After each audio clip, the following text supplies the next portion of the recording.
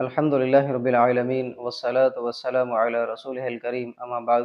فاعوذ باللہ السمیع العلیم من الشیطان الرجیم بسم اللہ الرحمن الرحیم والفجر ولیال عشر والشفع والوتر۔ اللہ رب العالمین نے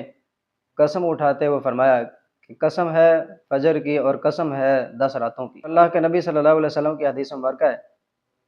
افضل ایام الدنیا ایام العشر، کہ دنیا کے تمام دنوں میں سے سب سے افضل ترین دن یہ ذوالحجہ کے پہلے 10 دن ہیں۔ یہ بہت فضیلت والے دن ہیں۔ ان دنوں کے اندر جو بھی نیکی کا کام کیا جائے اس کے نیکی کا جو اجر ہے وہ بھی بہت زیادہ ہے۔ شیخ الاسلام ابن تیمیہ رحمہ اللہ سے کسی نے پوچھا کہ شیخ صاحب یہ بتلائیے کہ ذوالحجہ کے پہلے 10 دن یا زیادہ افضل ہیں یا رمضان المبارک کے آخری 10 دن؟ تو انہوں نے جواب دیا کہ ذوالحجہ کے پہلے 10 دن یہ زیادہ افضل ہیں،